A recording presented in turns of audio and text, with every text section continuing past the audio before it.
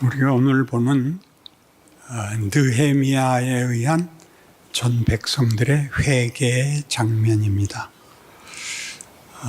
이스라엘 백성은 종되었던 땅에서 본국으로 돌아갈 귀환의 해방은 얻었지만 식민지로는 계속 남아있기 때문에 우리가 이 에스라 느헤미야를 보면 처음에 귀환한 사람들의 총독이 스룹바벨이었습니다. 그는 다윗 왕손입니다. 다윗 족속의 후손인데 왕이 되지 못하고 식민지역의 수장으로 왔기 때문에 총독으로 스룹바벨이 와서 성전을 짓고, 그 다음에 에스라, 그는 율법에 능통한 율법 학자입니다. 그가 율법을 제대로 백성들에게 가르치고, 그리고 오늘 성경의 주인 이름으로 나오는 느헤미야는 그 후에 온 새로운 총독으로 그가 와서 이제 예루살렘의 전체 성을 쌓게 됩니다. 이 일들은 말하자면 성전을 짓는다는 것은 정체성을 재확인하는 행위입니다. 우리는 하나님의 백성이다. 이게 스룹바벨이 한 일이고, 율법을 설명한 것은 우리는 이방 사람들과 다른 자이다. 우리라는 존재는 그 정체와 그 운명에서 다른 존재다 하는 것을 가르치는 것이 율법이고, 성벽을 쌓는 것은 우리가 공동체이고 묶여 있다. 그러니까 우리의 삶 속에서 이 정체성을 우리의 삶에서 열매를 맺어야 하고 꽃을 피워야 하고, 그리고 그 충성된 약속을 지켜내는 책임을 져야 한다 하는 세 가지 일이 에스라서와 느헤미야에 걸쳐서 제시되고 있습니다. 전체적인 역사로 보자면 우리가 열왕기에서 본 바와 같이 마지막 왕이 실패하여 이제 그 전에 BC 722년에 북왕국은 아수르에 의해서 포로가 되고, 그 사마리아는 전부 외국인들을 이주시켜서 혼혈을 만들고, 남왕국은 남아있다가 586년에 이제 바벨론에 의하여 포로가 되어 70년 종살이를 마치고 이제 귀환하는 것입니다. 그래서 이 역대기가 잘 안 읽히는 이유는 성경에서 제일 재미없는 책으로 레위기하고 역대기를 듭니다. 레위기는 맨 제사 얘기만 나오고 역대기는 맨 족보 얘기만 나오는데 그게 무슨 말인지 몰라보겠거든요. 그래서 잘 안 읽고 설교로도 본문을 잘 안 택하는데, 열왕기와 내용이 겹쳐서 더욱더 열왕기는 설교하지만 역대기는 설교를 안 하는데, 열왕기는 역사를 증언하고 있고 역대기는 회복이 되어 70년 포로 생활을 마치고 돌아와서 자기네가 겪게 된 현실이 무엇인가를, 자기네 역사를 회고하여 새롭게 해석하게 되는 책이기 때문에 읽을 가치가 있습니다. 그러니까 구약에 반복되는 실패를 우리가 구약으로 갖고 있어서 그 앞에서 실패한 건 물론이고, 오늘 본문에 나타난 느헤미야 9장은 집에 가서 읽어보시면 1절에서부터 31절까지 계속 그 실패를 나열하고 있습니다. 아브라함에게 언약을 주셨고, 모세를 보내서 애굽에서 구원하셨고, 홍해를 가르셨고, 만나를 주셨음에도 실패했고, 가나안 땅을 주셨음에도 들어와서 사사기 내내 실패했고, 왕을 세워줬더니 열왕기 내내 실패해서 우리는 벌받아 쌉니다. 그러나 하나님은 그때마다 회복시켜 주셨습니다 하는 실패와 회복의 반복을 나열하고 있습니다. 그러니까 여기서 우리가 놀라는 것은, 물론 왜 이토록 실패를 했는가 하도 참 어처구니가 없지만, 하나님이 모든 일에 다시 회복을 하실 거라면 뭐 실패를 방관하셨냐? 실패해서 망하려고 하거든 찾아오셔서 전부 잡아가고 어떻게 해결책을 주시지 왜 실패를 놔두고 그 다음에 회복을 하고 또 실패하는데 또 회복을 하고 어디까지 오도록 이스라엘이 망할 때까지. 예수님이 오시는 것은 이스라엘 역사가 끝나고 400년의 중간기, 성경 기록이 없는 400년이 지나서 바벨론 포로였는데 페르시아에 의해서 해방이 되고 그 뒤를 그리스가 먹고 그 다음은 로마가 먹고 그때야 예수님이 오셔서 예수님마저 잡아 죽이고 예루살렘이 완전히 파괴되고 모든 백성을 온 세상에 쫓아버려서 2000년 가까운 신약 시대를 이스라엘은 정처 없이 헤매다가 1948년쯤에 이제 나라를 세워서 거기 살던 블레셋의 후예들, 우리 성님 밖에서는 팔레스타인이라고 부르는 그 족속들이 자기 땅이라고 그러고, 왜냐하면 2000년 동안 쫓겨나가 있던 것들이 옛날에 우리 땅이었다고 돌아왔으니까 싸우는 와중에 지금 현실이 있습니다.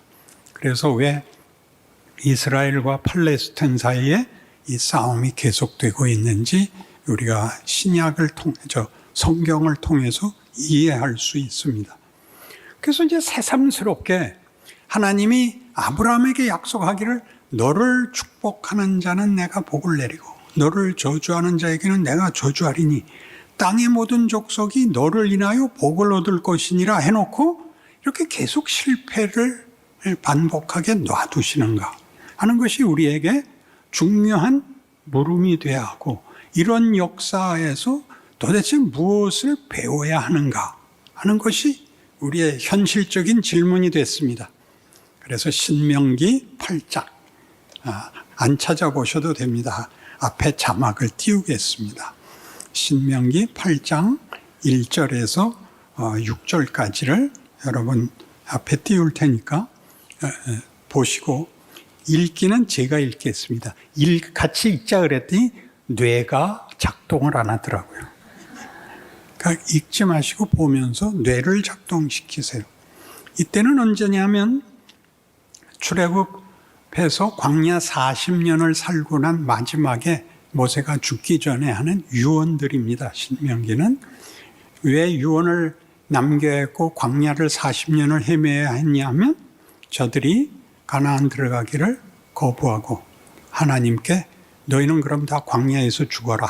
그래서 40년 떠돌이를 하다가 다 죽게 되는 그 기간에 하나님이 무엇을 하셨느냐 하는 것입니다. 제가 읽죠. 내가 오늘 명하는 모든 명령을 너희는 지켜 행하라. 그리하면 너희가 살고 번성하고 여호와께서 너희의 조상들에게 맹세하신 땅에 들어가서 그것을 차지하리라. 네 하나님 여호와께서 이 40년 동안에 네게 광야길을 걷게 하신 것을 기억하라. 이는 너를 낮추시며 너를 시험하사 네 마음이 어떠한지 그 명령을 지키는지 지키지 않았는지 알려 하심이라. 너를 낮추시며 너를 줄이게 하시며 또 너도 알지 못하며 네 조상들도 알지 못하던 만나를 네게 먹이신 것은 사람이 떡으로만 사는 것이 아니요 여호와의 말씀으로 사는 줄 너희로 알게 하려 하심이니라. 이 40년 동안에 네 의복이 헤어지지 아니하였고 네 발이 부르트지 아니하였느니라. 너는 사람이 그 아들을 징계함 같이 네 하나님 여호와께서 너를 징계하시는 줄 마음에 생각하고 네 하나님 여호와의 명령을 지켜 그의 길을 따라가며 그를 경외할지니라. 읽으면 금방 무슨 생각이 나느냐면, 그러니까 그 40년 동안에 하나님이 저들을 벌 줬다. 너희는 이 40년 동안에 헛수고만 했다. 이렇게 들리는데 의복이 헤어지지 않았고 배고프지 않았고 발이 부르트지 않은 이 40년을 뺑뺑이만 돌렸단 말입니까? 해서 우리를 혼란시키는 게 징계하셨다는 겁니다. 벌 줬다의 뜻이 아니고, 히브리서 12장을 제가 읽어드릴 테니까 이번엔 들으십시오. 히브리서 12장 4절 이하의 말씀을 제가 읽겠습니다. 너희가 죄와 싸우되 아직 피 흘리기까지는 대항하지 아니하고 또 아들들에게 권하는 것 같이 너희에게 권면하신 말씀도 잊었도다. 일러스되 내 아들아 주의 징계하심을 경히 여기지 말며 그에게 꾸지람을 받을 때에 낙심하지 말라. 주께서 그 사랑하시는 자를 징계하시고 그가 받아들이시는 아들마다 채찍질 하심이라 하였으니 너희가 참음은 징계를 받기 위함이라. 하나님이 아들과 같이 너희를 대우하시나니 어찌 아버지가 징계하지 않는 아들이 있으리요. 징계는 다 받는 것이거늘 너희에게 없으면 사생자요 친아들이 아니니라. 여기서 징계를 우리가 다 우리 번역본으로는 이해가 좀 나쁜데 자식은 기르는 겁니다. 기를 때 제일 많이 하는 것이 꾸중입니다. 왜 꾸중을 한다고요? 키워야 되니까. 먹여서 키우는 거 말고 사람을 만들어야 되니까. 그러니까 꾸중을 하지 않는 이유는 네가 한 대로 벌 받아라 놔두는 것이고, 꾸중을 하는 이유는 부모가 이 자식을 자기 자식답게 만들겠다는 성실함과 의지를 표명하고 있습니다. 그니 광야에서 저들이 실패한 것이 무엇입니까? 하나님이 기르려고 하는 것은 안 하고 저들은 언제나 반대를 했죠. 뭐라고 반대했죠? 돌아가자였습니다. 그들의 반응이 왜 돌아가자였을까? 10가지 징계도 보았고 홍해가 갈라지는 것도 보았고 반석에서 물을 먹고 하늘에서 떨어지는 만나를 먹었는데 왜 돌아가자 그랬을까? 아브라함에게 약속할 때 내가 네게 복을 주어 네 이름을 창대케 하리니로 시작한 너를 인하여 모든 족속이 복을 얻으리라의 이 계열이 이스라엘인데 그 아브라함에게 그 약속만 있은 것이 아니라 네 자손이 애굽에서 400년간 종노릇하리라로 이스라엘이라는 민족이 성립이 됩니다.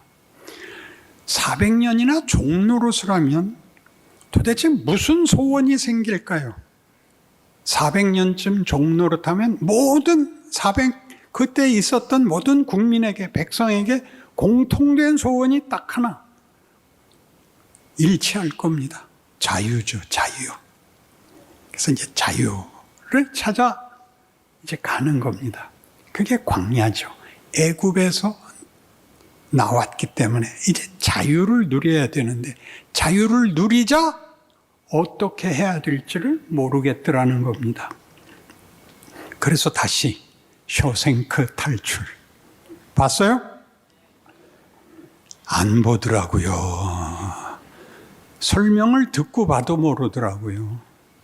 브룩스라는 장기 죄수가 먼저 가석방으로 나갔는데 목매달고 죽더라 말이죠. 모두가 모여서 묻습니다. 아니, 감옥에서 나가서 해방이 됐는데 왜 자살을 해? 레드가 답을 하죠. 너희가 보는 저 담벼락이 지금은 장애물 같으지, 너희를 가둔 것 같으지, 그러나 나중엔 저걸 의지하게 돼. 무슨 말인지 다 못 알아듣습니다.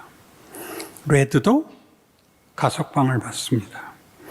식품점에서 식품 사온 거 봉투에 담아주는 일을 하는데 손을 들죠. 매니저가 부릅니다. 뭐야? 화장실 다녀오겠습니다. 야, 그 정도는 그냥 갔다 와. 그걸 뭘 허락을 받아. 장면이 바뀌고 벤치에 앉아서 고민하는 로댕에 생각하는 사람이 나옵니다. 뭐라고 읊조리죠? 나는 허락을 안 받으면 한 방울도 안 나와. 그게 무슨 말이에요? 자유를 얻자. 뭘 어떻게 해야 되는지 하나도 모르겠더라고요. 뭘 하려면 뭐가 있어야 되죠? 가치라는 걸 알아야죠. 가치가 있어야 살 맛이 나죠. 근데 가치를 알려면 뭐가 있어야 되죠? 기준이 있어야 되죠. 무엇을 근거하여 이것은 가치 있고 저것은 가치 없느냐를 봐야 될 것 아닙니까? 그러려면 뭐가 있어야 돼요? 현실에 부닥쳐야 되죠. 그래서 하나님이 없는 세상 역사에서도 왜 인문학이 끝없이 그렇게 답 없는 고민을 하는가? 가치의 기준이 없어서 그렇습니다. 왜요? 생존 경쟁이 다거든요. 살아남아야지, 이겨야지 다른 가치를 찾을 틈이 없습니다. 그래서 우리 모두가 배우는 게 세상에서는 보복을 하든가 체념을 하든가 밖에 남지 않았거든요. 이건 인간이 아니다. 예, 세상은 답을 못해서 어디까지 왔죠? 실존주의가 뭐라 그랬죠? 살아있는 동안만은 내 맘대로 살겠다. 그게 이제 철학에서 나온 얘기를 넘어서서 뭐가 됐어요? 우리 다원주의가 됐죠. 절대 기준은 없다. 각각 알아서 살아라. 그러니까 총기도 난사하고 뭐 별지랄을 다 하는 거죠. 왜요? 혼자 죽기 억울하잖아요. 내가 이렇게 죽고 만단 말이야. 이 시장 성경에도 나와요. 이 시장은 거기에 기독교가 답을 주는 거 아닙니까? 아니, 하나님이 범죄한 인류에게 너희를 뭘 만들려고 하는가 봐라 해서 너희끼리는 뭘 만들 수 없다. 가치를, 기준을, 만족을 만들 수 없다. 실컷 보는 속에서 그러니까 내가 너희에게 만들려고 하는 것, 내가 예수를 통하여 내 아들을 보내서 너희에게 보여주는 것, 이게 내가 만들려는 인간이다 라는 걸 대조해라.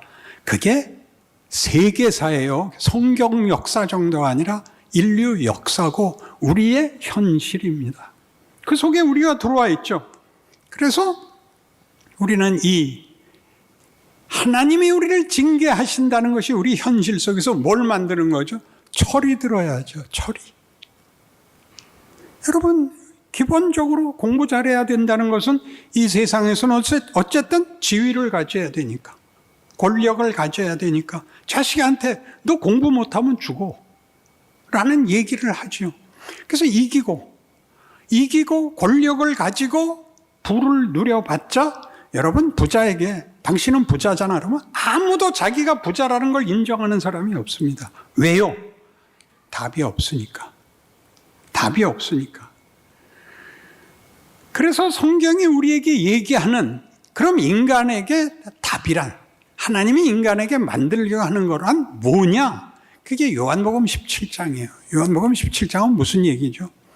예수님이 제자들에게 왜 이 말을 해야 됐었냐면 빌립이 물었잖아요. 선생님, 아버지를 보여주십시오. 하나님의 아들이라는데, 하나님의 아들이면 신인데, 신이 와서 신 같기는 해요. 어떻게? 죽은 자를 살려, 소경을 보게, 안진뱅이를 일으켜, 귀신을 쫓아내. 근데 그러고 말잖아. 그러지 말고 딱 째려보면 빌라도가 목매달고 죽고 로마에 돌 던지면 로마가 붕괴되고 그래야 되는데 이 하나님이 끌려다니잖아요. 그러니까 아버지를 보여주십시오. 뭐라고 대답하셨어요? 나를 본 자는 아버지를 보았거늘 나를 믿는 자는 너희도 그 일을 할 것이요 이보다 더 큰 일도 하리라. 이렇게 됩니다. 나를 본 자는 아버지를 보았거늘이 오늘 우리에게 어떻게 필요하죠?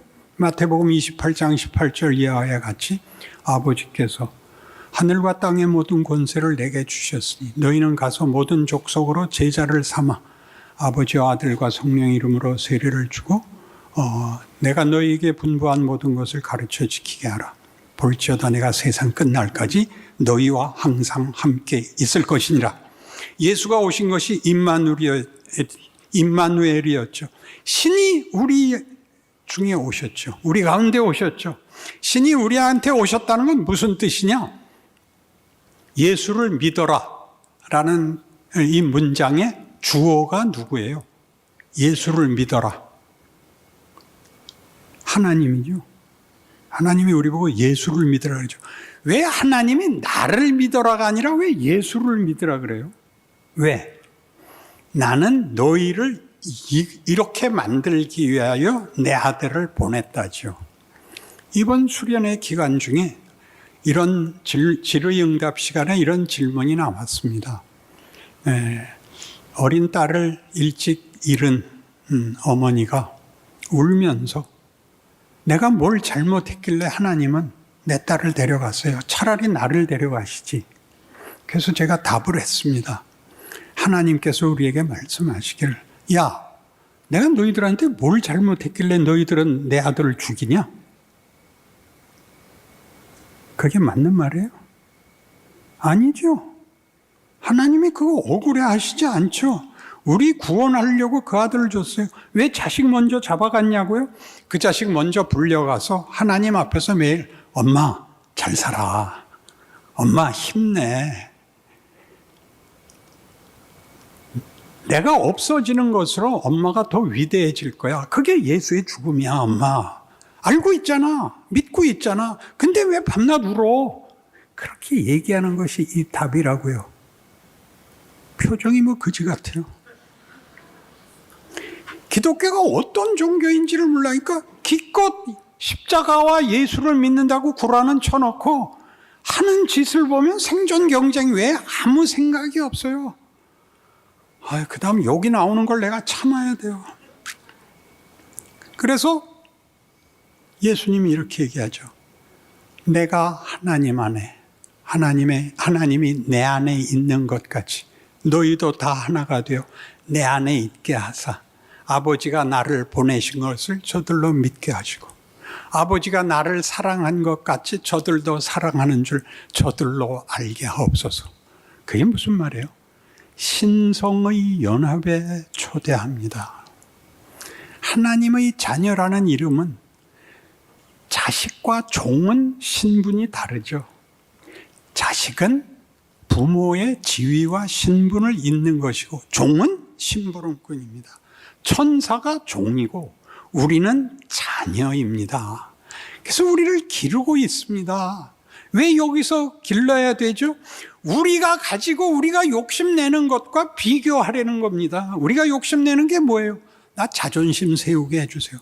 나 고생하지 않게 해주세요. 나 생각 없이 살게 해주세요. 야, 이들아. 거기는 여러분이 괄호는 채우세요. 다음에 들어갈 낱말은 무엇일까요? 야, 이들아. 땡땡. 정신들 좀 차리세요. 예수 믿는 게 무슨 말인지를 좀 아세요. 여러분 자신의 정체와 현실에서 하나님의 일하심이 임마누엘로 세상 끝날까지 너희와 항상 함께 있을지니라. 너 아닌 것들 보고 배워. 저 비참한 거 보고 배워.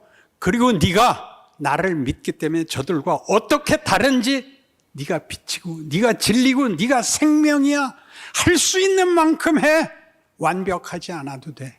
그게 우리에게 준 현실인 것입니다. 그래서 어떤 이가 저한테 그러니까 이 질문을 하더라고요. 천국은 그럼 뭐가 천국이에요?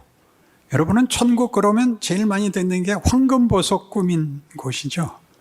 제가 이번에 멋있게 정의를 내렸어요. 그 질문을 받고. 천국에 들어가면 하나님이 맨발로 뛰어나와요. 반가워서. 어서 오너라 얘야. 어서 오너라. 네가 와서 좋다. 그게 천국이에요. 다른 보상, 우리가 아는 병이 없고 늙지 않고 실패가 없고 후회가 없고 고통이 없고가 아니고 이 반가워하는 아버지를 만나는 거예요. 어떤 혼자 된 아버지가 혼자인 딸을 기르는데 딸을 위해서 모든 고생을 참고 딸을 키웠는데 크니까 어느 날 나 이 남자하고 결혼할 거야 라고 데려왔대요. 너 이 딸을 네가 책임질 수 있어? 책임질 수 있습니다. 좋아. 딸을 뺏어가서 죄송합니다. 넌 딸을 뺏어간 게 아니라 내 천국을 뺏어갔어. 그게 우리 딸 주는 아버지의 마음입니다. 만분의 1에도 미치지 못하는 하나님의 하나님 되시는 우리와의 관계와 운명에 대한 하나님의 소원이며 기쁨입니다. 그래서 우리는 이 모든 약속을 가지고 만족을 하려고 해도 현실적인 내 실력이 모자라는 것으로 인하여 전전긍긍하게 됩니다. 하나님, 이런 때는 어떻게 해야 됩니까? 팔복의 첫 번째 복을 한번 외워보실래요? 그건 다 외워요. 팔복의 첫 번째 복, 시작. 심령이 가난한 자는 복이 있나니 천국이 저희 것이며. 그렇죠? 심령이 가난한 자는 어떤 사람일까요? 성경에 심령이 가난한 자의 모델이 있습니다. 다윗입니다. 다윗. 다윗이 왜 심령이 가난한 자의 모델인지 아십니까? 그가 너무나 멋있게 출발하고 실패해서 그렇습니다. 골리앗을 물리친 사람이요, 사울과 요나단을 보복하지 않은 사람입니다. 성전을 짓겠다고 주 앞에 고백한 사람인데 밧세바 사건으로 완전히 무너지죠. 그가 시편 51편에서 고백합니다. 주께서는 제사와 번제를 기뻐하시지 않으며 주께서 구하시는 제사는 상한 심령입니다. 주께서 상한 마음과 이 자폭하는 마음을 멸시치 않을 것을 내가 믿습니다. 그러니 여러분, 실패하는 인생을 사십시오. 스스로 부족한 자신을 저주하는 인생을 사십시오.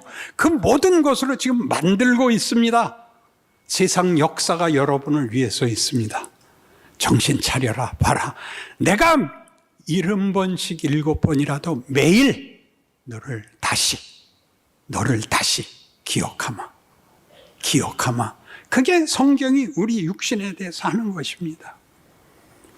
하나 더 갈까요? 의에 줄이고 목마른 자는 복이 있나니 저가 배부를 것이며. 누굴까요? 의에 줄이고 목마른 자. 욥? 하박국? 모세? 솔로몬입니다. 왜요? 부귀영화를 누렸는데 답이 없더라 말이죠. 헛되도다. 그 말이 무슨 뜻이에요? 인간이란 그것으로 만족할 수 있는, 그것으로 정체를 대신할 수 없는 존재들아. 얘들아, 정신 차려라. 여호와를 아는 것이 지식의 근본이니라. 그렇게 외쳐댄 것이 구약 역사요, 인류 역사요, 여러분의 현실입니다. 그래서 우리 빌립보서 2장 5절 이하에 이 예수님에 관한 증거가 우리의 현실에 어떤 빛을 주는지 어디 한번 더 봅시다. 제가 또 읽고 여러분은 생각하십시오. 너희 안에 이 마음을 품으라.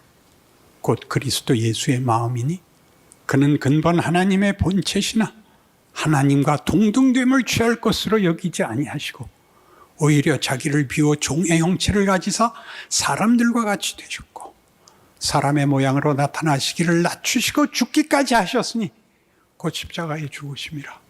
이러므로 하나님이 그를 지극히 높여 모든 이름 위에 뛰어난 이름을 주사 하늘에 있는 자들과 땅에 있는 자들과 땅 아래에 있는 자들로 모든 무릎을 예수의 이름에 꿇게 하시고 모든 입으로 예수 그리스도를 주라 시인하여 하나님 아버지께 영광을 돌리게 하셨느니라. 하나님의 영광은 어디에 있다고요? 우리를 예수같이 만드는 거죠. 세상은 뺏으려고 하고 보복밖에 할 수 없는 곳에서 우리 보고 섬겨라, 기도해주라, 함께 가자 그러자. 저랑 굉장히 친한 목사가 하나 있습니다. 아주 가까워서 평생 편들기로 했습니다. 좋은 일이나 나쁜 일이나 같이 하기로 해서 제가 마지막으로 물었죠. 지옥에도 같이 가자. 그러자 그가 펄쩍 뛰었습니다. 지옥은 같이 못 가. 이봐, 예수님이 죽어서 지옥 갔다는 거야. 지옥 문을 열었다는 거야.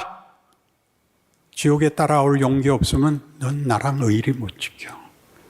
내가 지옥 갈 거기 때문에 한 게 아니라 여러분이 지옥 갈 사람들 속에서 살아야 되기 때문에 여러분들이 각오하시고 여러분의 지위와 신분과 현실의 책임을 여러분 자신을 위하여, 여러분을 만나는 사람을 위하여 하나님이 그 아들을 보내신 심정으로 각오하시고 즐기시고 찬송하시고 인내하시기를 바랍니다.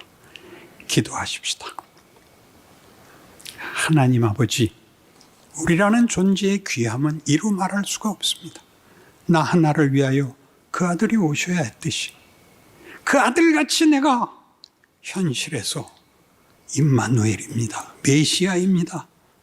좀 더 빛과 진리와 생명에서 더 밝게, 더 깊게, 더 넓게 책임 있는 인생을 살도록 인도하사 우리로 주를 믿는 기쁨이 현실인 것을, 지금인 것을, 나의 모든 한계와 부족 속에서 가능한 것을 누리게 하여 주옵소서.